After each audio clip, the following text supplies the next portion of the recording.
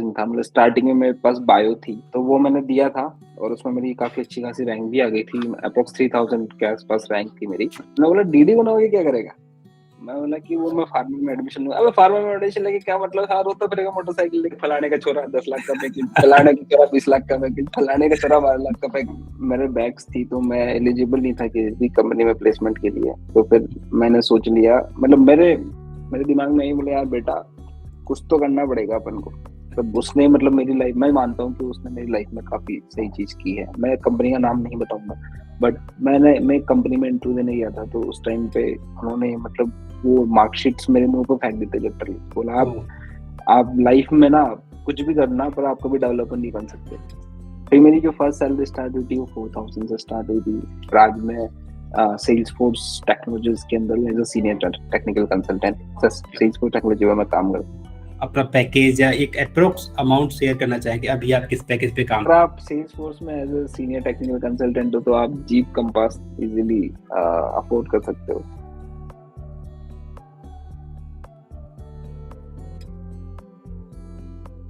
तो आपके एजुकेशन से स्टार्ट करते हैं सबसे पहले कि आप मतलब किस तरह के कॉलेज से पढ़े हुए हो, आपने एजुकेशन में क्या किया है, और आपके कॉलेज का किस तरह का कल्चर था, आपके फ्रेंड्स और जो क्लासमेट्स होते हैं उनका क्या थॉट प्रोसेस था किसी प्रोफाइल को लेके, इंजीनियरिंग को लेके? ओके, मैंने एजुकेशन में बीटेक किया था एक्चुअली।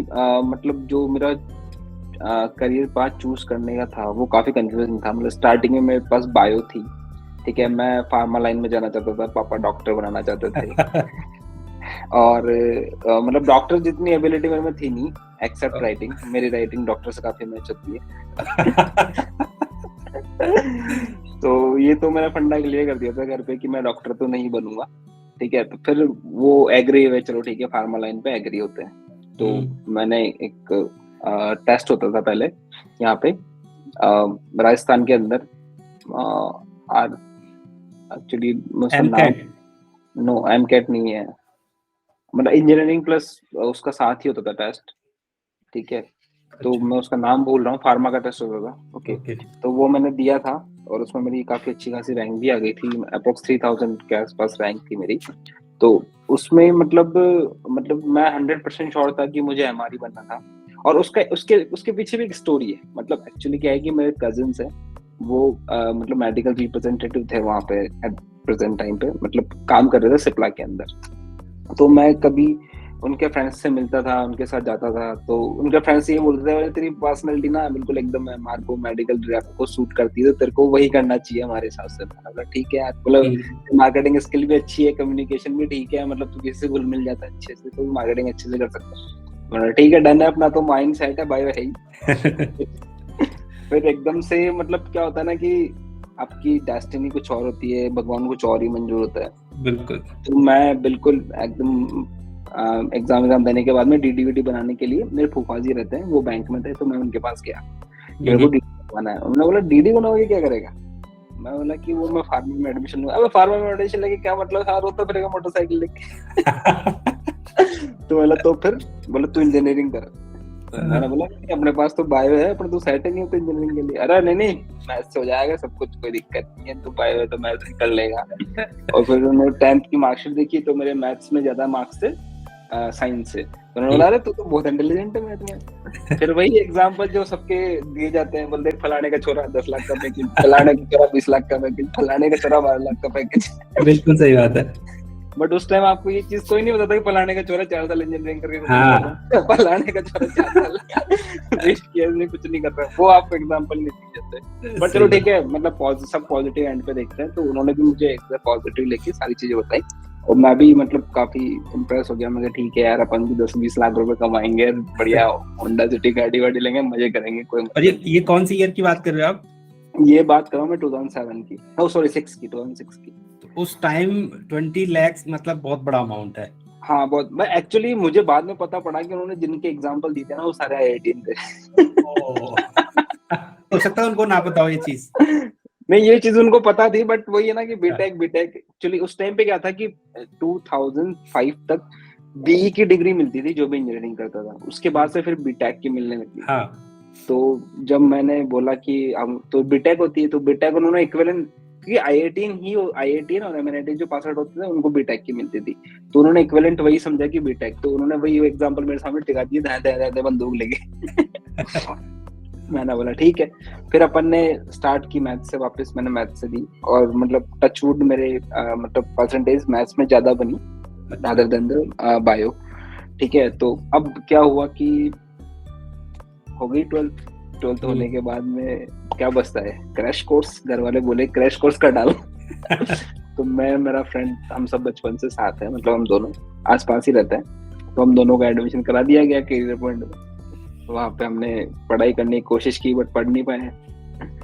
तो उसके बाद से हम दोनों ने एग्जाम दिया आरपीटी का एग्जाम दिया, तो हम दोनों की रैंक के अंदर फिक्स 1000 का डिफरेंस था। 14,533 मेरी रैंक थी, 15,533 उसकी रैंक थी। हम दोनों का सेंटर भी सही में जगह आया था। फिर हमें एक और टेंशन थी, बोले यार अब कॉलेज कहाँ मिलेगा, तो क्योंकि रैंक काफी ज्यादा थी, बट टचवुड राजस्थान में मतलब काफी इंजीनियरिंग कॉलेज है, तो वो टेंशन हमारी खत्म हो गई। तो मुझे कॉलेज मिला बीएमआईटी। और हाँ, उससे पहले एक्चुअली क्या होता है कि जब आपके हाथ में आपकी रैंक होती है, तो आप बड़े क्यूरियस होते हो, बोले मुझे कौन सा कॉलेज मिलेगा। तो अब घर वालों का भी ये रहता है, बोले आप घर के अंदर बैठे हो, तो इससे बेटर है कि कहीं जाके आप पता करो कि हाँ आप इस कॉलेज के लिए एलिजिबल हो, ये है वो है। तो हम क्या हुआ कि सारी कॉलेज में जाते थे, तो हम जीआईटी में भी गए, और जीआईटी के जस्ट पीछे बीएमआईटी थी। तो हमने सोचा यार बीएमआईटी छोड़ दो, इसमें तो अपना नंबर नहीं आएगा, हमने तो पहले आ जाएगा जीआईटी में, कोई दिक्कत नहीं है। और फिर भाई जब काउंसलिंग का रिजल्ट आया तो दोनों को बीएमआईटी मिली। मेरे को मिली कंप्यूटर साइंस, और मेरे फ्रेंड है रवि, उसको मिली इलेक्ट्रॉनिक्स। ठीक है, तो जैसे ये सुना कि दोनों को सेम कॉलेज मिली है, तो वैसे ही हमारे घर वालों तो ऐसे माथा पकड़ लिए, बोले यार क्या होगा। फिर हमने इंजीनियरिंग कंप्लीट की जैसे तैसे, मतलब काफी अच्छा टाइम रहा वो, काफी सही चीजें रही, मतलब काफी लर्न भी किया हमने, मस्ती भी करी, सारी चीजें करी, कुछ बैक्स भी थी, वो बैक्स भी क्लियर करी। बट उसके बाद आई प्लेसमेंट की बात। ठीक है, तो हुआ ऐसे कि मैं, मतलब मुझे पढ़ने का बहुत शौक है, मैं हर सब्जेक्ट को, मतलब हर सेमेस्टर में काफी सब्जेक्ट को मैं 2 बार पढ़ा है। जब तक मेरे कॉन्सेप्ट क्लियर नहीं तो पढ़ता रहता हूँ उसको बैक ला ला के। तो ये पढ़ने का शौक अलग लॉजिक वाला है। आप कुछ भी बोल सकते हो, बट हाँ है। तो फिर मेरे बैक्स थी, तो मैं एलिजिबल नहीं था किसी कंपनी में प्लेसमेंट के लिए। तो फिर मैंने सोच लिया, मतलब मेरे दिमाग में यही, बोले यार बेटा कुछ तो करना पड़ेगा अपन को। तो 7 सेमेस्टर कंप्लीट हो चुका था, 8 सेमेस्टर चल रहा था। फिर उसी टाइम में मेरे पास अपॉर्चुनिटी आई कि आपको एक मतलब कंपनी में काम करना है, 3 महीने फ्री में काम करना पड़ेगा। अब जैसे अपने आप को प्रूव कर दोगे, चाहे आप 2 महीने में प्रूव कर दो, चाहे 1 महीने में प्रूव कर दो, आपकी सैलरी स्टार्ट हो जाएगी। तो ये इंटर्नशिप था या स्टाइपेंड? नहीं, इंटर्नशिप नहीं थी, ये जॉब थी, आपको कुछ पैसा नहीं मिलेगा। जब आप मतलब सीख जाओगे, एक प्रोजेक्ट बना के दे दोगे, वो कंपनी आपसे कमाना स्टार्ट कर देगी, तो वो आपको सैलरी देना स्टार्ट कर देगी। तो अब मेरे पास कोई ऑप्शन था नहीं, तो मैंने वो अपॉर्चुनिटी ले ली, और उसके बाद मैंने 3 मंथ फ्री में काम किया, और फिर मेरी सैलरी स्टार्ट हो गई। उससे पहले एक और इंसिडेंट हुआ था मेरे साथ, मतलब उसने, मतलब मेरी लाइफ, मैं मानता हूँ कि उसने मेरी लाइफ में काफी सही चीज की है। मैं कंपनी का नाम नहीं बताऊंगा, बट मैं कंपनी में इंटरव्यू देने गया था, तो उस टाइम पे उन्होंने मतलब वो मार्कशीट्स मेरे मुंह पे फेंक देते लिटरली, बोला आप लाइफ में ना कुछ भी करना, पर आप कभी डेवलपर नहीं बन सकते। बस वो मेरी लाइफ का टर्निंग पॉइंट रहा। मैंने उसी टाइम डिसाइड कर लिया था मेरे को डेवलपर ही बनना है, चाहे कुछ भी करना पड़े।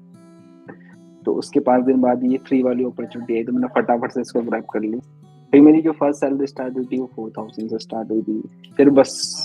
फिर उसके बाद से जो मैंने स्टार्ट किया, उसके बाद से भगवान की कृपा से, बड़ों के आशीर्वाद से मुझे कभी पीछे मुड़ के देखने की जरूरत नहीं पड़ी। और क्या तो मतलब काफी इंटरेस्टिंग जर्नी रही मेरी।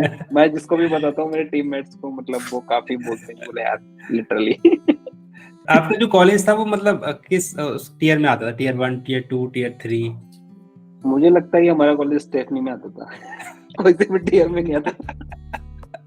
टियर 3 तो होगा ही ऑब्वियस, जयपुर में most of the college tier 3 है।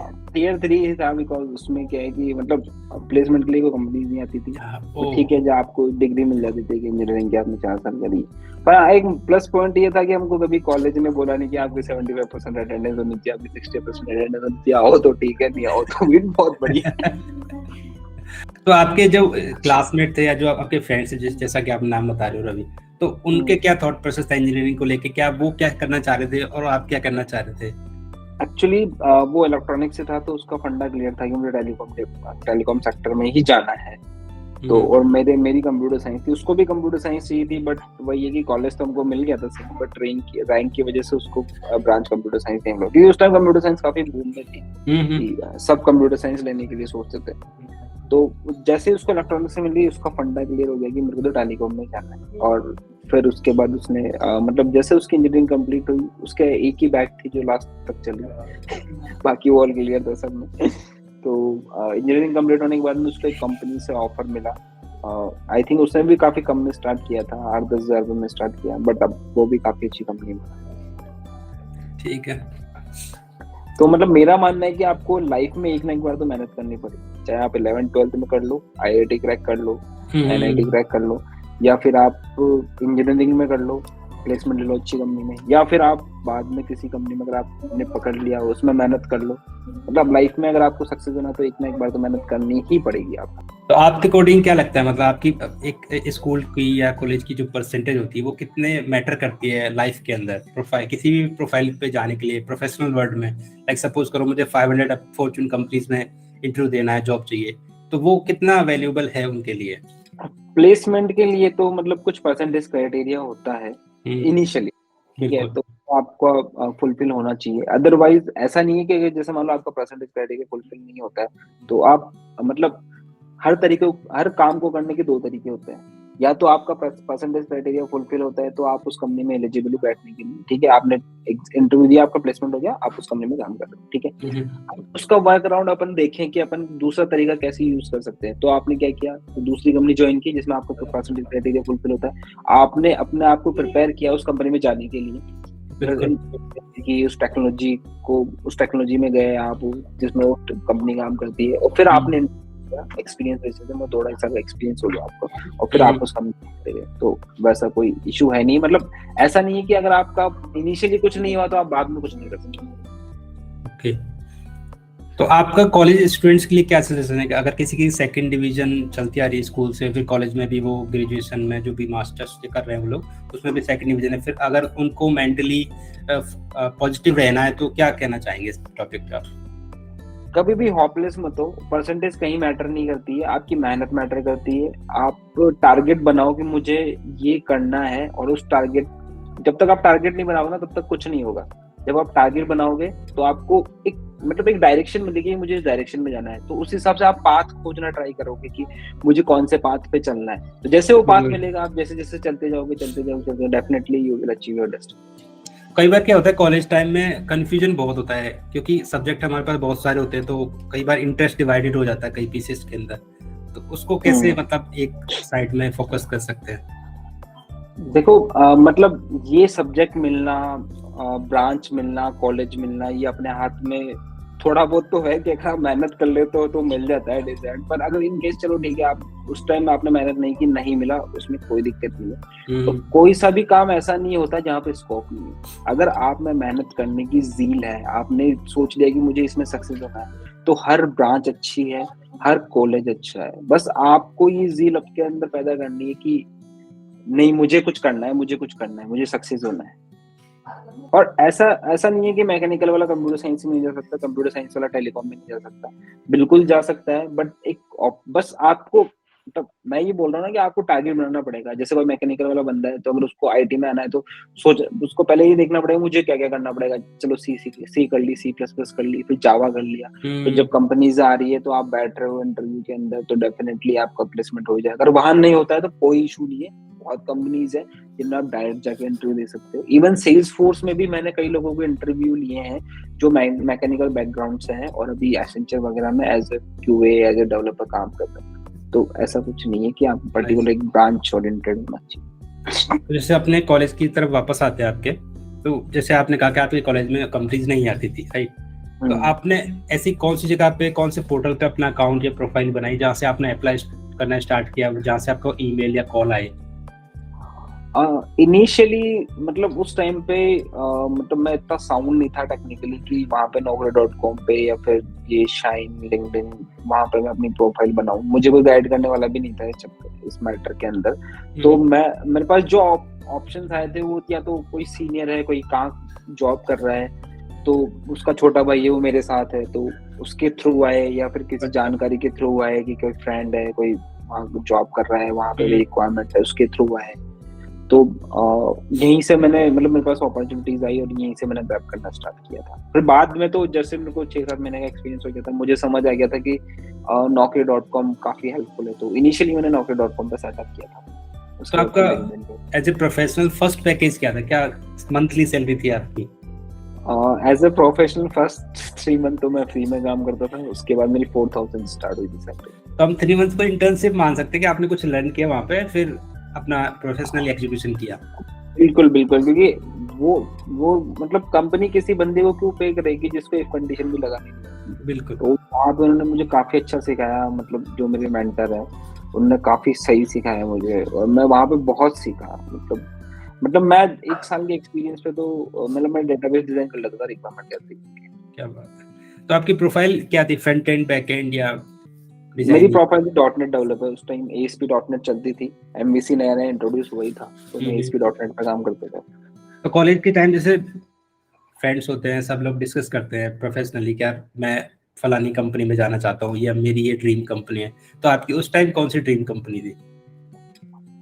एक्चुअली मेरी ड्रीम कंपनी उस टाइम पे माइक्रोसॉफ्ट हुआ करती थी क्योंकि मैं बिल गेट्स से काफी इंस्पायर था, तो माइक्रोसॉफ्ट मेरी ड्रीम कंपनी हुआ करती थी। बट मुझे पता था कि मैं वहाँ पे तो मतलब उस टाइम पे तो मैं सोचता था बोले यार कैसे जाएंगे, बट अब मुझे लगता है कि मैं अगर जाना चाहूँ तो मैं जा सकता हूँ। अभी आप क्रैक कर सकते हो क्योंकि आपको ऑलरेडी काफी एक्सपीरियंस हो चुका है इंडस्ट्री का, तो आपको पता है पॉजिटिव नेगेटिव, और आपको पाथ भी पता है कि कैसे जाना है। हाँ, मतलब मुझे जब मुझे 3-4 साल का एक्सपीरियंस हो गया था तो मुझे लग गया था कि मैं माइक्रोसॉफ्ट में कर सकता हूँ। सपोज करो जैसे आप अभी जो इस वीडियो को स्टूडेंट देख रहे हैं, उनको आप क्या गाइड करना चाहोगे? किस सब्जेक्ट पे, अगर वो सॉफ्टवेयर इंजीनियर बनना चाहते हैं तो किस सब्जेक्ट पे उनको ज्यादा फोकस रखना चाहिए? जैसे DSA हो गया, आपके एल्गोरिथम वगैरह हो गई उसके अंदर, तो किस तरह के टॉपिक्स पे, किस तरह के सब्जेक्ट्स पे उनको फोकस करना चाहिए? देखो, सबसे पहले तो जो बेस लैंग्वेज होती है C++, वो उनकी एकदम मतलब क्लियर होनी चाहिए। क्लियर का मतलब ये नहीं है कि आप बड़े बड़े प्रोग्राम्स बना रहे हो, बट हाँ आपकी लॉजिक क्लियर होने चाहिए कि हाँ अगर आपको स्टार का प्रोग्राम बनाना है तो आपको फटाफट से उसका लॉजिक आपके माइंड में जाए। वो स्टार में कैसे अलग अलग शेप्स बनाने हैं, ट्राइंगल बनाना है, रेक्टेंगल बनाना है, तो वो आपके माइंड में आ जाए। सिंटैक्स प्रॉपर याद नहीं हो कोई इशू नहीं है, बट लॉजिक आपके क्लियर होनी चाहिए। उसके बाद DSA का काफी अच्छा रोल है, बिकॉज अगर कोई भी एल्गोरिथम आपको सोल्व करनी है, आपके प्रोग्राम की आपकी मतलब प्रोग्राम स्किल्स को इम्प्रूव करना है या फिर परफॉर्मेंस इम्प्रूव करनी है आपके प्रोजेक्ट की, तो उसमें DSA का काफी अच्छा रोल है। DSA प्लस उसके बाद फिर जो भी टेक्नोलॉजीज में आपका इंटरेस्ट हो, अगर आपका जावा में इंटरेस्ट है तो जावा, वेब में इंटरेस्ट है तो .NET हो गया या फिर Node.js हो गया, React.js हो गया, फ्रंट एंड में इंटरेस्ट है तो, और अगर आपका डेटा साइंस में इंटरेस्ट है तो R लैंग्वेज हो गई, पाइथन हो गई, तो वो आपके इंटरेस्ट के अकॉर्डिंग है सारा। तो आपका कहने का मतलब क्या, फंडामेंटल्स, बेसिक फंडामेंटल क्लियर होनी चाहिए और प्रॉब्लम सॉल्विंग एबिलिटी होनी चाहिए। एबिलिटी स्किल्स आपको होनी चाहिए। और एक और चीज मैं बोलना चाहूंगा कि एक्चुअली क्या होता है कि मैं हिंदी मीडियम से पढ़ा हुआ हूँ, मैं टॉक से पढ़ा हुआ हूँ, काफी छोटी सिटी है, ठीक है। तो मतलब कई लोग सोचते हैं बोले यार हम छोटी सिटी से हैं तो इंग्लिश उनके लिए सबसे बड़ा बैरियर होता है, मतलब और लिटरली मेरे लिए भी था स्टार्टिंग में। तो ऐसा नहीं है, आप इंग्लिश बोलना स्टार्ट करो, ठीक है। स्टार्टिंग में की जगह एम लगेगा, एम की जगह आर लगेगा, वाज लगेगा, कोई इशू नहीं है, लोग हंसेंगे, कोई फर्क नहीं पड़ता उससे, बस आप बोलते रहो।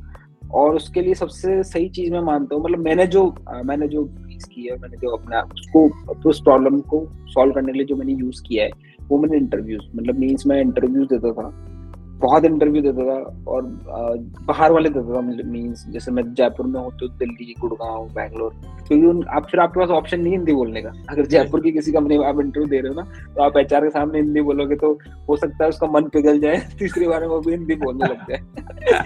बट वहाँ बैंगलोर, पुणे, चेन्नई में मतलब वहाँ ऑप्शन ही नहीं हिंदी बोलने का, तो मैं वहाँ पे उनको हिंदी आती नहीं है एक्चुअली उनको, इसीलिए तो मैंने काफी इंटरव्यू दिए और उस टाइम से मतलब उससे मेरी इंग्लिश काफी इम्प्रूव। तो मतलब ये तो मैंने एक तरीका बताया, उसके अलावा आप इंग्लिश कोर्स ज्वाइन करो, आपकी किसी फ्रेंड्स को पकड़ लो जिनकी इंग्लिश सही हो, तो आप उनसे कम्युनिकेट करो इंग्लिश के अंदर। अब आप ऑलरेडी एक कंपनी में हो, जैसे सेल्स फोर्स पे हो, तो जैसे फर्स्ट जॉब पे वापस चलते हैं अपन, वहाँ पे एक एज ए स्टूडेंट आप जब आप गए वहाँ पे आपने सीखा, तो कंपनी का कल्चर कैसा होता था, आपको एडजस्ट होने में कितना टाइम लगा, और एक अगर कोई न्यू कमर बंदा एंट्री करे उसको एडजस्ट होने के लिए या किस तरह फोकस करना चाहिए, मतलब या कल्चर की तरफ फोकस करना चाहिए या फिर उसको सीखने में फोकस करना चाहिए, क्या क्या है आपका थॉट प्रोसेस?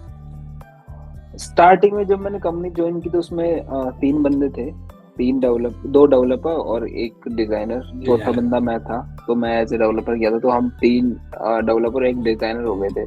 तो कल्चर तो मतलब सही था उस कंपनी का, मतलब छोटी कंपनी के हिसाब से कल्चर काफी सही था। कल्चर था ही नहीं, मतलब आप ये कह सकते हो। ऐसा कुछ कल्चर नहीं था, बाकी कोई प्रेशर भी नहीं था कि नहीं आपको अभी करना है नहीं, आप अच्छे से लर्न करो, आराम से करो, जो भी करो अच्छा करो, ठीक है। तो उस टाइप के कल्चर को फॉलो करते थे। और मतलब स्टार्टिंग में तो मैं यही बोलूंगा कि लर्निंग सबसे ज्यादा इम्पोर्टेंट है, पैसा कोई मैटर नहीं करता है। आपका जो कल्चर है कि नहीं यार मुझे तो सैटरडे संडे ऑफ चाहिए, मुझे तो 8 घंटे की नौकरी चाहिए, मैं तो बस 8 घंटे 1 मिनट पे तो ऑफिस में दिखना ही नहीं चाहिए, मुझे शाम को चिल करने जाना है, तो वो आप स्टार्टिंग में फोकस मत करो। स्टार्टिंग में आप लर्निंग में फोकस करो। और मतलब मैंने जहाँ से स्टार्ट किया था वहाँ संडे ऑफ नहीं होता था मेरा, मैं संडे को भी ऑफिस जाता था। तब तो मतलब मुझे थोड़ा बहुत तो लगता था, बोले यार मैं यार क्या कर रहा हूँ, सब घर पे हैं संडे को और मैं ऑफिस जा रहा हूँ। तो बट ठीक है कि अब लगता है कि नहीं यार वो स्ट्रगल टाइम था और मैंने उस स्ट्रगल टाइम को एंजॉय किया और काफी उससे लर्न किया, तो आज मतलब मैं काफी सही पोजीशन पे हूँ। तो इसलिए लर्निंग को सबसे फर्स्ट प्रायोरिटी रखो। पैसा एक ऐसी चीज है जो इंसान कभी भी कमा सकता है लाइफ में। अगर आप मेहनत करोगे ना तो पैसा आप कभी भी कमा लोगे, पर जो लर्निंग का टाइम होता है ना वो स्टार्टिंग में ही होता है आपकी। तो अगर आपने अच्छे से लर्न कर लिया तो वो हमेशा आपके साथ रहेगा। तो आपके अकॉर्डिंग करियर में इंटर्नशिप आज के टाइम में कितना इम्पोर्टेंट है, कितना रोल प्ले करता है एज ए प्रोफेशनल?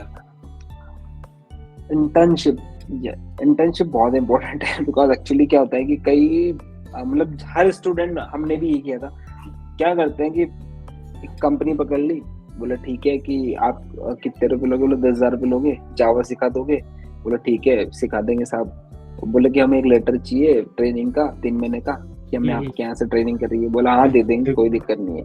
अब उन्होंने घर वालों से फीस ले ली, वहाँ जमा करा दी, जा रहे हैं नहीं जा रहे हैं, प्रोजेक्ट मिला ठीक है मिल गया, नहीं मिला तो नहीं मिला, कर रहे हैं प्रोजेक्ट तो कर रहे हैं। तो ये चीज मतलब ठीक है, मतलब मैंने ये बोला ना मेहनत करनी पड़ेगी। अगर आपने इंटर्नशिप में मेहनत कर ली ना तो आपका कहीं ना कहीं पे अच्छी जगह पे हो जाएगा जहाँ से आपकी सैलरी मतलब एक बहुत अच्छा तो नहीं बोलूंगा पर एक अच्छी सैलरी आपकी स्टार्ट हो जाएगी।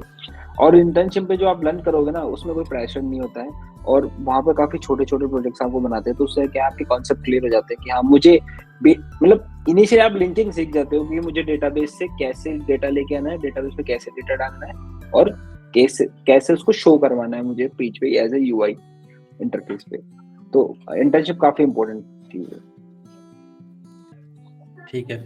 तो एज ए इंजीनियर जब आपने फर्स्ट जॉब ज्वाइन की तो आपका प्रोजेक्ट किस टाइप का था, किस डोमेन का था, किस टेक्नोलॉजी पे आपने एक्सप्लोर किया, या आपने डॉटनेट के अलावा भी और भी टेक्नोलॉजी एक्सप्लोर की थी साथ में उस टाइम? वो प्रोजेक्ट मैं कभी नहीं भूल सकता। मेरा फर्स्ट प्रोजेक्ट था स्टॉक मैनेजमेंट। एक छोटी सी कंपनी तो नहीं बोलूंगा मैं, एक छोटी सी शॉप थी उसके लिए हमने डेवलप किया था वो। और उसमें मैंने स्टार्टिंग में जावास्क्रिप्ट भी थोड़ी बहुत, मतलब उस टाइम पे जावास्क्रिप्ट यूज करना बहुत बड़ी बात हुआ करती थी क्योंकि इतना हेल्प मिलती नहीं थी। और उस टाइम पे जब हम कुछ भी कंसोल पे शो करवाते थे ना, लिखवाते थे, तो अपना घुमाते अरे यार हमने क्या कर दिया सही तो बात है। थोड़ी बहुत मैंने जावास्क्रिप्ट यूज की थी और ASP.NET पे हमने पूरा प्रोजेक्ट बनाया था मैं, और MS SQL हमने AZDP किया था। तो आपने इनके अलावा कोई टेक्नोलॉजी एक्सप्लोर नहीं की थी उस टाइम? उस टाइम नहीं की थी। अच्छा, ठीक है। तो जैसे अभी है ना, आजकल क्या हो गया है कि प्रोडक्ट बेस और सर्विस बेस का काफी माइंड में रहता है कॉलेज स्टूडेंट, क्योंकि चीजें बहुत एडवांस है, लोग खुद ही सीख लेते हैं, पढ़ लेते हैं। तो आप उनको क्या कैसे समझाओगे कि प्रोडक्ट बेस क्या होता है और सर्विस बेस कंपनी वो क्या होता है, क्या है उनमें डिफरेंस? डिफरेंस तो बेसिकली ये है कि प्रोडक्ट बेस्ड कंपनी का एक प्रोडक्ट होता है, ठीक है, तो उसमें मतलब उसके अनाउंसमेंट पे ही वो काम करते रहते हैं। मतलब एक पर्टिकुलर फिक्स टेक्नोलॉजी है, उनका फिक्स स्टैक है, आपको उसी पे ही काम करने के लिए मौका मिलेगा, ठीक है, आपको उसी पे ही काम करना है, बिल्कुल। ठीक है। और जो सर्विस बेस्ड कंपनी होती है उसमें क्लाइंट की रिक्वायरमेंट आती है, ठीक है, तो उसमें ये होता है कि जैसे मान लो कि अभी क्लाइंट की रिक्वायरमेंट है नोड जेएस की, बाद में क्लाइंट की रिक्वायरमेंट आ गई रिएक्ट जेएस की, उसके बाद क्लाइंट की रिक्वायरमेंट आ गई डॉट नेट की। तो बड़ी बड़ी कंपनीज क्या होती है कि उनमें तो मतलब बंदे होते हैं जो बेंच पे होते हैं कि डॉट नेट का बंदा बेंच पे, तो डॉट नेट की रिक्वायरमेंट आई उसको डाल दिया, नोड जेएस की रिक्वायरमेंट है इसको डाल दिया। पर जो छोटी कंपनीज होती है जहाँ पे जैसे मान लो मतलब मैं 200 का स्टाफ भी बोलूंगा, 200-300 का स्टाफ, तो वहां पे बेंच स्ट्रेंथ इतनी अच्छी नहीं होती है। तो वहां पे क्या होता है कि अब जैसे मान लो कि मैं डॉट नेट पे काम करता हूँ, मेरा प्रोजेक्ट खत्म हो गया, ठीक है, रिएक्ट में रिक्वायरमेंट आई तो बोलेंगे भवानी आपके पास 10 दिन है, 15 दिन है, रिएक्ट जैसे आपको लर्न करनी है, अपने पास प्रोजेक्ट आ रहा है, उसका इंटरव्यू वगैरह देना है और आपको प्रोजेक्ट पे काम स्टार्ट करना है, ठीक है। तो मैंने रिएक्ट जेएस पे काम किया, 1 साल काम किया, वो प्रोजेक्ट खत्म हो गया, सक्सेसफुली डिलीवर हो गया। उसके बाद से फिर नई रिक्वायरमेंट आती कि नहीं अपन को नॉकआउट जेएस पे काम करना है, तो वही तो सर्विस बेस में लर्निंग काफी अच्छी जाती है और प्रोडक्ट बेस में आप प्रोसेस काफी अच्छा सीख जाते हो, क्योंकि वहां पे सब कुछ प्रोसेस बेस्ड होता है। मतलब उनका सब कुछ टेक्नोलॉजी स्टैक पहले से डिसाइड होता है कि हाँ मुझे ये टेक्नोलॉजी यूज में लेनी है, ये डिजाइन पैटर्न यूज में लेना है, तो उसी फ्लो के अंदर करते हैं। तो मतलब दोनों कंपनीज के अलग अलग जगह इंपॉर्टेंस है। प्रोडक्ट बेस्ड प्रोसेस ओरिएंटेड और सर्विस बेस्ड आपकी टेक्नोलॉजी स्टैक आप काफी अच्छा हो जाता है। तो एक कॉलेज स्टूडेंट को अगर अपॉर्चुनिटी मिलती है तो वो उसको किस टाइप की कंपनी में जाना चाहिए, क्या आप प्रेफर करते हो? स्टार्टिंग में तो मैं सर्विस बेस्ड ही प्रेफर करता हूँ। ओके, जैसे आपने एक वर्ड यूज किया बेंच पे, बेंच का मतलब क्या है एक प्रोफेशनल वर्ड में? बेंच का मतलब ये होता है कि जैसे मान लो कि कुछ कंपनीज के अंदर कुछ बंदे चाहिए होते हैं जिनको वो हैंड टू हैंड डिप्लॉय करते हैं कि मतलब मेरे पास रिक्वायरमेंट आई, मुझे 10 बंदे चाहिए, तब ऐसा तो है नहीं कि वो 10 बंदे हायर करने बैठेगी, हायर करने के लिए पूरा प्रोसेस चाहिए होता है, फिर नोटिस पीरियड होता है, नोटिस पीरियड के बाद में बंदा ज्वाइन करेगा, तब तक वो प्रोजेक्ट आपके पास रहे या ना रहे। तो बेटर ये होता है कि वो 10 बंदे जैसे फ्री बिठा के रखते हैं कि चलो ठीक है कोई भी प्रोजेक्ट आएगा तो अपन फटाफट से उनको डिप्लॉय कर देंगे। तो वो जो बेंच होती है उसी को बोलते हैं बेंच स्ट्रेंथ। एक्चुअली अभी क्या होता है, कई लोगों के माइंड में इस वर्ड को लेके काफी नेगेटिविटी होती है कि मुझे बेंच पे बिठा दिया तो कंपनी फायर कर देगी कुछ दिनों में, फ्री में बिठा के कब तक सैलरी देगी। तो ये क्या आप इसको क्लियर कर पाओगे कि क्या है ये पॉजिटिव, क्या ये पॉजिटिव है या नेगेटिव ही है? एक्चुअली बेंच का मतलब ये नहीं है कि आप लाइफ टाइम बेंच पे ही रहोगे, मतलब आप किसी न किसी प्रोजेक्ट से फ्री हो गए, ठीक है, तो कंपनी वेट कर रही है कि आपके टेक्नोलॉजी स्टैक वाला प्रोजेक्ट उसको कहीं से क्लाइंट को रिक्वायरमेंट आ जाए जिस टेक्नोलॉजी में आप काम कर रहे हो, या फिर अदरवाइज जो दूसरी टेक्नोलॉजी उसमें तो स्विच करना ही है आपको। तो मतलब नेगेटिव ऐसा कुछ नहीं है इसके अंदर। बेंच का मतलब ऐसा नहीं है कि आप नेगेटिविटी लाओ अपने माइंड के अंदर, बिकॉज क्या होता है कि जैसे आप ऐसा नहीं कि आप लाइफ टाइम बेंच पे रहोगे, आप किसी प्रोजेक्ट से फ्री हुए हो 10 दिन पहले, 15 दिन पहले, तो कंपनी वेट करती है कि आप जिस टेक्नोलॉजी स्टैक में काम करते हो तो उसी टेक्नोलॉजी स्टैक की रिक्वायरमेंट आ जाए तो हम आपको वहां डिप्लॉय कर देंगे। अदरवाइज कहीं से भी रिक्वायरमेंट आती है कुछ भी तो आपको लर्निंग का टाइम देके फिर आपको वहां डिप्लॉय कर देंगे। तो बेंच के लिए नेगेटिविटी लाने की कोई जरूरत नहीं है। पर हाँ, अगर आप काफी लंबे टाइम से बेंच पे हो, 7-8 महीने से, तो आप अपने प्रोजेक्ट मैनेजर को पुश कर सकते हो कि बोले कि सर मैं बेंच पे हूँ तो आप देख लीजिए कोई मुझे प्रोजेक्ट हो तो मुझे ट्राई हो डिप्लॉय करना, या फिर मुझे बता दो कि किस टेक्नोलॉजी के प्रोजेक्ट अपनी कंपनी में ज्यादा आ रहे हैं तो मैं उसको लर्निंग करना स्टार्ट कर दूं, ताकि आपको भी मुझे मतलब एक्स्ट्रा टाइम देने की जरूरत नहीं पड़े और आप मुझे हैंड टू हैंड उसके अंदर काम करने के लिए डाल दो। लेकिन जैसे कई बार क्या होता है कि कंपनी में काम करने से पहले आपको डिसाइड नहीं कर पाते कि कौन सी टेक्नोलॉजी पे काम करना है, राइट? तो आपने अपने करियर में कैसे डिसाइड किया कि मुझे ASP.NET पे ही काम करना है, या आपको अपॉर्चुनिटी मिल गई तो आपने फिर स्ट्रेट फॉरवर्ड काम करना स्टार्ट कर दिया? फ्रैंकली सेड मतलब मैंने डिसाइड नहीं किया था। मैंने जावा में इंटर्नशिप की थी, इंटर्नशिप नहीं बोलूंगा, मैं जावा में फीस जमा कराई थी। लर्निंग आपकी जावा से स्टार्ट हुई थी? हाँ, लर्निंग मेरी जावा एजुकेशन.NET में किया? फंडामेंटल्स वहां से क्लियर हो गए तो आपने वो एजुकेशन वहां पे स्टार्ट कर दिया इजीली? बिल्कुल बिल्कुल। और मैं मेरे फ्रेंड्स जिन्होंने डॉटनेट से स्टार्ट किया वो पीएचपी में काम करते हैं। और जिन्होंने पीएचपी से स्टार्ट किया वो डिजाइनर है। ऐसा होता है, डाउनग्रेड हो गए और आप अपग्रेड होके आगे निकल मतलब गए। हमारे केस में ऐसा मतलब कोइंसिडेंटली ऐसा हुआ है, बट ऐसा होता नहीं है। तो आप लकी थे इसका मतलब। हाँ बिल्कुल बिल्कुल। तो जैसे एक चीज और है मेरे माइंड में, कई बार क्या होता है जैसे आप अभी आपने ASP.NET से करियर स्टार्ट किया और आपको 2 से 3 साल 4 साल बाद एक्सपीरियंस होने के बाद आपको फील हुआ कि नहीं यार मुझे ये टेक्नोलॉजी सूट नहीं करती, क्योंकि मुझे ना तो इसमें फाइनेंशियली ग्रोथ मिल रही है और ना ही मुझे एक अच्छी ब्रांड में काम करने का मौका मिल रहा है, राइट? तो आपने अभी सेल्सफोर्स में जॉब कर रहे हो आप, तो आपने टेक्नोलॉजी स्विच कर ली, ठीक है? तो आप किसी को अगर गाइड करना चाहो तो कैसे समझाओगे कि टेक्नोलॉजी स्विच करना इजी है या कैसे कर सकते हैं, और क्या प्लान करना चाहिए पहले, या डायरेक्ट जॉब छोड़नी चाहिए, या जॉब के साथ ही पैरेलल स्टार्ट करना चाहिए लाइफ? देखो, फर्स्ट ऑफ ऑल तो मतलब सारी टेक्नोलॉजीज अच्छी है। अगर आप किसी टेक्नोलॉजी में काम करते हो तो कोई इशू नहीं है, मतलब आप उसमें भी ग्रोथ ले सकते हो, ठीक है। दूसरी बात ये आती है कि अगर आपको चेंज करनी है, आपको लगता है कि नहीं मुझे इस टेक्नोलॉजी पे, मतलब पहली बात तो पैसा कोई रीजन नहीं होता है चेंज करने का। रीजन होता है कि आपने उस टेक्नोलॉजी को काफी अच्छे से लर्न कर लिया, आपके लिए लर्न के लिए कुछ है नहीं, तो लगे अब मैं कुछ नया सीखूंगा, तो उस केस में आप टेक्नोलॉजी स्विच करो, ठीक है। तो अगर आपके कॉन्सेप्ट क्लियर है तो आप किसी भी टेक्नोलॉजी में काम कर सकते हो, बस का सिंटैक्स का डिफरेंस होता है। मतलब अगर आपको लॉजिक क्लियर है आपके, तो आप .NET हो, जावा हो, सेल्सफोर्स हो, सैप हो, या फिर PHP हो, C++ हो, C हो, किस पे भी आप काम कर सकते हो, पाइथन लैंग्वेज किसी पे भी। बस आपके कॉन्सेप्ट क्लियर होने चाहिए, और सिंटैक्स तो गूगल पे मिल ही जाते हैं इजीली। और वैसे जब आपको 6-7 महीने का एक्सपीरियंस हो गया तो आप फैमिलियर हो जाओगे इन सिंटैक्स के साथ। बिल्कुल बिल्कुल बिल्कुल। ऐसा कुछ बड़ी मतलब ऐसी कोई रॉकेट साइंस नहीं है, इजीली आप टेक्नोलॉजी स्विच कर सकते हो। और मतलब जॉब छोड़ के तो टेक्नोलॉजी स्विच करना, ये तो मैं मतलब क्या कहते हैं इसको, एडवाइस मानूंगा नहीं, एडवाइस में दूंगा नहीं। हाँ, आप जॉब कर रहे हो, आप अगर आपको लगता है कि नहीं यार मुझे दूसरी टेक्नोलॉजी में ना, तो आप पहले ही पढ़ना स्टार्ट कर दो उस टेक्नोलॉजी के लिए, ताकि आप फिर जब अपनी कंपनी को भी बोल दो कि देखो सर मैंने लर्निंग कर ली है, मैं .NET पे हूँ, मैंने सेल्सफोर्स लर्न किया है अपने हिसाब से, मेरे इतने बैचेस हैं, आप ट्रेलेट पे देख लो, ठीक है। तो अगर कोई सेल्सफोर्स का प्रोजेक्ट आता है तो मैं इंटरेस्टेड हूँ, मैं इनिशियली हेल्प करने के लिए स्टार्ट हूँ, और फिर जब मेरा यहाँ से प्रोजेक्ट ओवर हो जाए तो मुझे आप सेल्सफोर्स से स्विच कर देना। या फिर आप कहीं इंटरव्यू वगैरह देते हो तो आप उनको बता सकते हो एडिशनली कि मैंने सेल्सफोर्स भी सीख रहा हूँ और मैं इतना सीख चुका हूँ, तो आप मुझे सेल्सफोर्स के लिए भी कंसीडर कर लो। तो मतलब इजीली हो जाता है, ऐसे कोई दिक्कत नहीं। ये जो आपने भी जस्ट एग्जांपल दिया इंटरव्यू वाला, ये बहुत बेनिफिशियल होगा सबके लिए, क्योंकि हाँ, ये थॉट होना हर किसी के माइंड में पॉसिबल नहीं है। तो एक प्रैक्टिकल एक्सपीरियंस यूज केस है जो आपने अभी रखा सबके सामने। बिल्कुल बिल्कुल, वेरी प्रैक्टिकल। तो जैसे आपने अपनी प्रोफाइल स्विच की थी, उसका रीजन क्या था, या आपने सिर्फ इंटरेस्ट के बेस पे स्विच की थी? मतलब मेरा रीजन तो इंटरेस्ट ही समझ लो आप, क्योंकि मैं काफी अलग अलग टेक्नोलॉजी पे काम कर चुका हूँ। मतलब अगर मैं अपना इनिशियली बताऊँ आपको, तो मैंने ASP.NET पे काम किया है, फिर मैंने MVC पे काम किया है, उसके बाद फिर मैंने AngularJS पे, Knockout.js पे, इन पे भी काम किया है, प्लस जो MVC वेब API आती है उस पे काम किया है, फिर मैंने C++ पे भी काम किया है।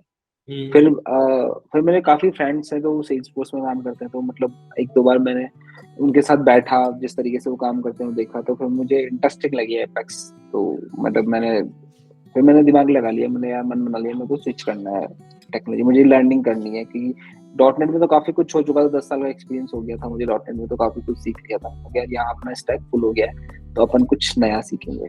तो उसके बाद फिर मुझे अपॉर्चुनिटी मिली ट्रैक्शन ऑन डिमांड में, तो वो प्योरली सेल्सफोर्स पे ही काम करती है। तो वो रेडी थे, मतलब 10 साल वाले बंदे को लेके वो स्विच करवाने के लिए बिल्कुल रेडी थे, तो मैं भी रेडी था। तो जो मेरा इंटरव्यू हुआ वो .NET में हुआ, ऐसा नहीं वो सेल्सफोर्स में, .NEट में इंटरव्यू हो गया। फिर उन्होंने मुझे एक डेमो बनाने के लिए दिया था, तो वो डेमो मैंने बनाया, वो सेल्सफोर्स में बनाना था, तो उसके लिए मैंने लर्निंग की सेल्सफोर्स की ट्रेल हेड से। उसके बाद फिर मैंने डेमो बना के उसका प्रेजेंटेशन दिया, और फिर एक कल्चरल राउंड हुआ, उसके बाद मतलब बस फिर हो गया मेरा, और उसके बाद और अभी आप सेल्सफोर्स सेल्सफोर्स टेक्नोलॉजी में। तो इस कहानी पे भी आएंगे, आप सेल्सफोर्स कंपनी कैसे ज्वाइन की। उससे पहले अपन समझते हैं आपको अगर किसी भी स्टूडेंट को या किसी भी एग्जिस्टिंग एम्प्लॉय को आपकी प्रोफाइल पे आना हो, सेल्सफोर्स के अंदर आना हो, तो आप उसको क्या गाइड करेंगे, क्या रोड मैप होना चाहिए आपका पहले?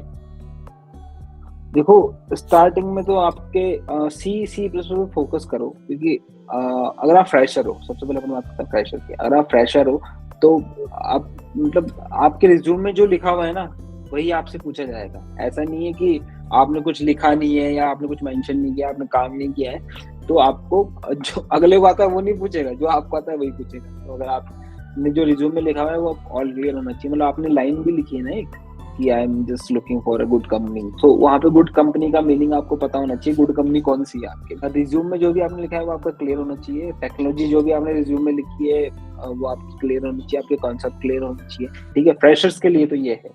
और एक्सपीरियंस के लिए ये है कि मतलब जैसे मान लो आप एज ए डेव आ रहे हो या एज ए क्यूए आ रहे हो, तो बस वही है कि जो आपने जो काम किया है उससे रिलेटेड आपसे चीजें पूछेंगे, आपने जो चैलेंजेस फेस किए हैं उससे रिलेटेड पूछेंगे। और अगर आप 5-6 साल के एक्सपीरियंस पे हो तो फिर डेफिनेटली मतलब जरूर आपसे टेक्नोलॉजी का कुछ कॉन्सेप्ट हो गया, या फिर जिन प्रोजेक्ट्स में आपने काम किया है, इन प्रोजेक्ट्स के अंदर जो टेक्नोलॉजी आपने यूज ली है वो हो गया, डिजाइन पैटर्न हो गया, वो पूछिए। और अगर आप मैनेजमेंट में आ रहे हो तो डेफिनेटली आपसे आपके जो एक्सपीरियंस है, आपके जो आपने फेस किए, कैसे challenges, problem solving skills, team management skill, system, all the things.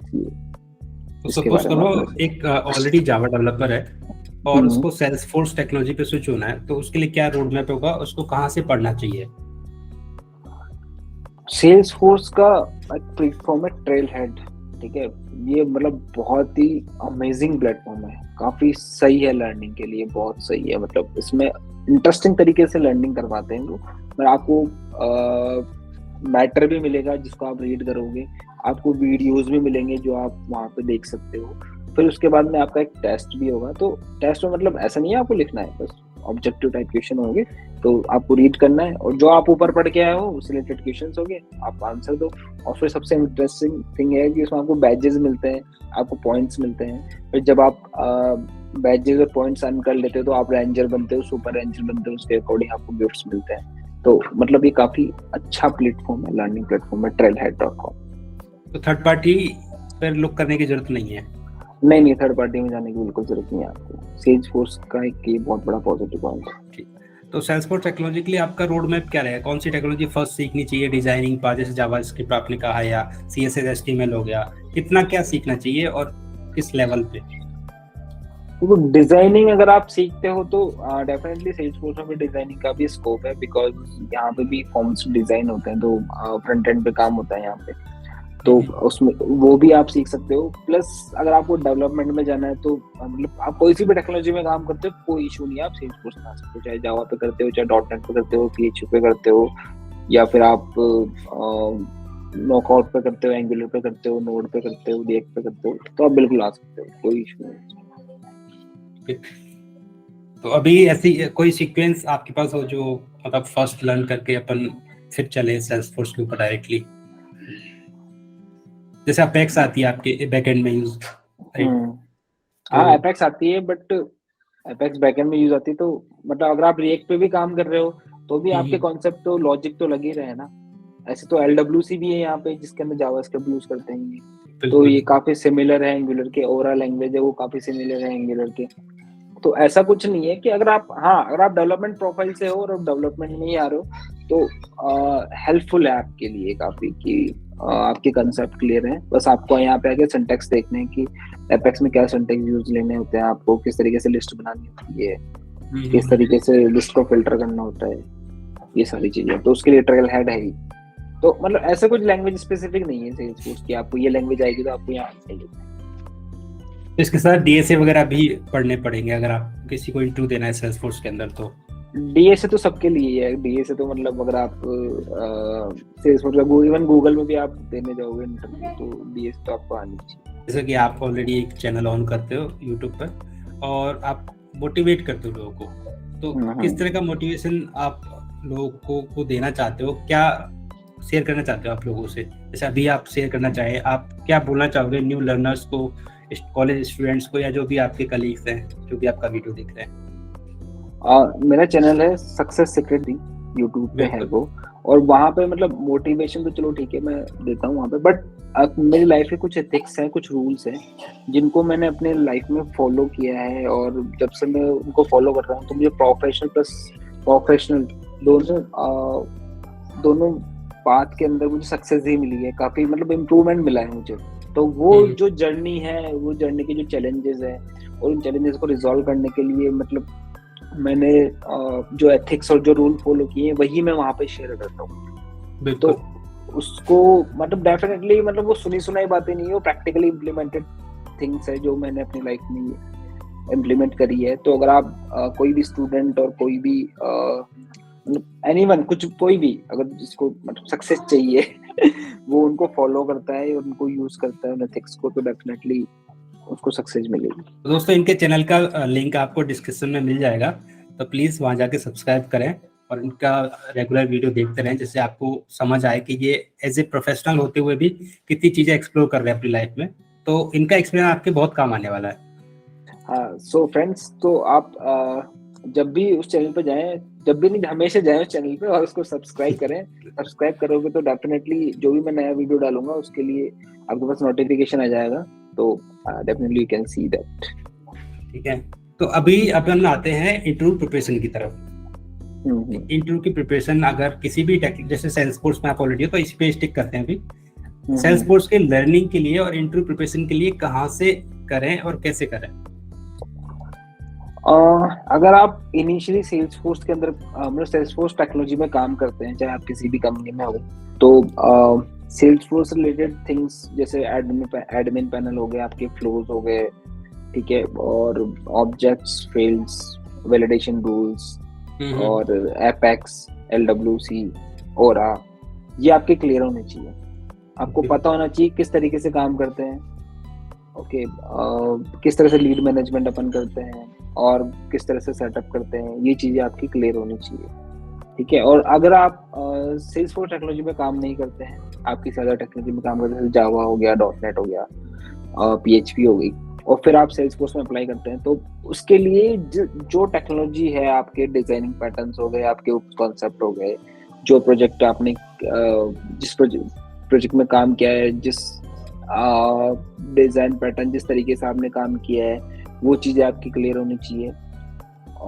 Basically तो उस कॉन्सेप्ट पे फोकस रहता है। डीए से आपका मींस मैं स्ट्रॉन्ग तो नहीं बोलूंगा, बट हाँ आपका सोच होना चाहिए, आपको पता होना चाहिए कि आप परफॉर्मेंस कैसे इम्प्रूव करोगे आपके प्रोजेक्ट की, ये चीज आपकी होनी चाहिए। और अगर जैसे मान लो आप हाईली एक्सपीरियंस्ड हो और आपको मैनेजमेंट में जाना है, तो ऑब्वियसली आपको टीम मैनेजमेंट वाली थिंग्स, स्क्रम मास्टर और आपकी लर्निंग, क्योंकि आप मैनेजर हो तो डेफिनेटली आपसे आपके टीममेट कुछ भी पूछ सकते हैं कि बोले नहीं हमको ये नहीं आ रहा है, इसमें हमको गाइडेंस चाहिए, तो प्रॉब्लम सॉल्विंग स्किल आपकी बहुत अच्छी होगी। तो मतलब मैं कभी कोई मुझसे पूछता है तो मैं कभी उसको नेगेटिव थिंग्स में नहीं लेता कि यार ये मेरे को ऐसे दिखाने के पूछ रहा है, नहीं, कोई बात नहीं यार, छोटी से छोटी चीज भी हो सकता है कि उसके माइंड में नहीं आ रही हो और अपने माइंड में आ जाए। और हमेशा हमेशा ध्यान रखना, प्रोफेशनल वर्ल्ड में ये होता है कि आपके पास में जो बैठा हुआ है ना, उसका माइंड आपसे ज्यादा तेज चलता है। बिल्कुल, आप ये करके देख लेना, आप किसी जूनियर को आपके पास बैठा लेना कि बोले मैं इस प्रॉब्लम में उलझा हुआ हूँ, उसका दिमाग आपसे ज्यादा तेज चलता है। क्योंकि उसका रीजन ये है कि आप उसके अराउंड ही घूमते रहते हो, और जो दूसरा बंदा आता है वो मतलब काफी वास्ट सोच सकता है आपसे, वो फ्रेश माइंड से आता है, उसका थॉट प्रोसेस अलग होता है, तो ये भी एक रीजन है। बिल्कुल यही रीजन है। तो जैसे आप ऑलरेडी अभी सेल्सफोर्स कंपनी के अंदर हो, तो अगर आप अपने व्यूवर्स को अपना पैकेज या एक अप्रोक्स अमाउंट शेयर करना चाहें कि अभी आप किस पैकेज पे काम कर रहे हो, तो एक मोटिवेशन भी हो जाएगा, और उसको लेके आप एग्जांपल लेके भी आप समझा सकते हैं अगर आप शेयर करना चाहें तो। हाँ, अगर आप सेल्सफोर्स में as a senior technical consultant हो तो आप जीप कंपास इजीली अफोर्ड कर सकते हो। जीप कंपास हो गई, हैरियर हो गई, मतलब वही जो 25 से 35 लाख तक की जो गाड़ी है वो आप इजीली अफोर्ड कर सकते हो। तो दोस्तों प्लीज चैनल को सब्सक्राइब करें, वीडियो को लाइक करें, और ऐसे ही कंटेंट पाने के लिए सर के चैनल को भी सब्सक्राइब करके रखें, जिससे हर आने वाले वीडियो का नोटिफिकेशन आपको सबसे पहले मिल पाए। कोई कुछ मोटिवेशन जो लाइन आप बोलना चाहें स्टूडेंट्स के लिए, अभी जो कॉलेज स्टूडेंट्स हैं जो अभी पढ़ रहे हैं, तो उनके लिए आप क्या गाइड करना चाहेंगे या क्या मोटिवेट करना चाहेंगे उनको? मैंने एक लाइन बोली है मोटिवेशन के लिए अपने ऐसी पॉडकास्ट में कि मेहनत आपको एक ना एक बार करनी पड़ेगी। तो बेटर है कि वो मेहनत आप 11th-12th में कर लो, ज्यादा अच्छा है। आईआईटी या एनआईटी क्रैक कर लो, ठीक है। अगर होता है कि मतलब ठीक है आप नहीं कर पाए, आपने मेहनत की फिर भी नहीं कर पाए, तो आप मेहनत आप लर्निंग में कर लो टेक्नोलॉजी स्टैक को। जैसे आपने जावा में मेहनत कर ली तो डेफिनेटली आपको कहीं ना कहीं अच्छी जॉब मिल जाएगी। तो उस मेहनत को वहीं तक कर लें, स्ट्रगल टाइम नहीं आने दे, बिकॉज वो स्ट्रगल टाइम काफी पेनफुल होता है। आपको क्या पता फिर आपको 2 साल में जॉब मिले, 1 साल में जॉब मिले, हो सकता है 6 महीने में जॉब मिले। तो कई लोग होपलेस हो जाते हैं। तो मैं नहीं चाहता कि वो होपलेस तक किस स्टेज तक आप पहुंचो। तो उससे पहले ही आप किसी टेक्नोलॉजी में मेहनत करके कोई प्लेसमेंट ले लो, या फिर जैसे आपकी इंजीनियरिंग कंप्लीट हो तो कोई ना कोई कंपनी रेडी हो आपके फर्स्ट और सेकंड इंटरव्यू क्लियर होने के बाद कि हाँ ठीक